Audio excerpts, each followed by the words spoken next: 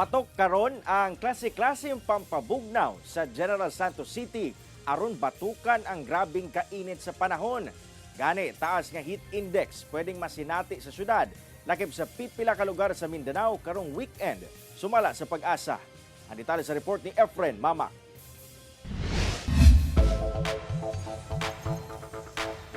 Karong naglagiti ang kainit sa adlaw, unsay trip nimong pampabugnaw? Pure buko juice, gulaman, o buko juice nga gisagulan og gatas ug daghang ice. Matik na dinhi sa Barangay Fatima sa General Santos City. Ampay manggod kuno kini sa mga buot magpabugnaw karong grabe ang kainit sa panahon. Mainit ang panahon, sir, kaya bumili ako ng pangpalamig. Silabol kayo sa sir so, tungod sa kainit sa panahon.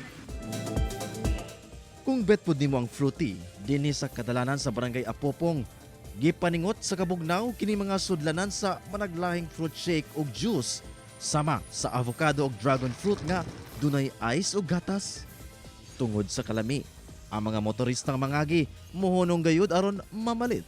Busa ang mga mamaligya ay paldo kaayo. Kaya mabenta ko din mga 1.4, 1.8.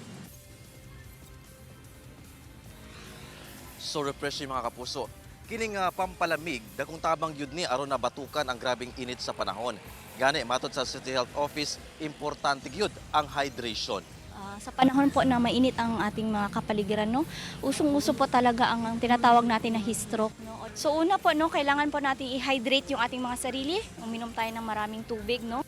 Matod sa CHO, gawas sa hydration, importante sab ang pagsuot og mga light-colored shirts ug kung mugawas, magpandong og ilikay ang kaugalingon nga mabulad sa init sa adlaw, ilabi na karong nagkataas ang heat index o ang init nga mabati sa lawas sa tawo. Sa forecast sa pag-asa karong weekend, muabot sa 41 degrees Celsius ang heat index o kainit nga mabati sa init sa lawas sa tawo sa Jensan. Susama sab ang heat index sa Butuan, Agusan del Norte ug Davao City. Apan ang pinakataas mao ang 44 degrees Celsius sa Cotabato City. Ganong sitwasyon kayo, sir, kasama yan no, sa contribution ng dry season pa rin at the same time sa ating nakikita no, na papasok na epekto nitong El Niño po sa ating bansa. Kauban si Bong Vicencio, Efren Mama, One Mindanao.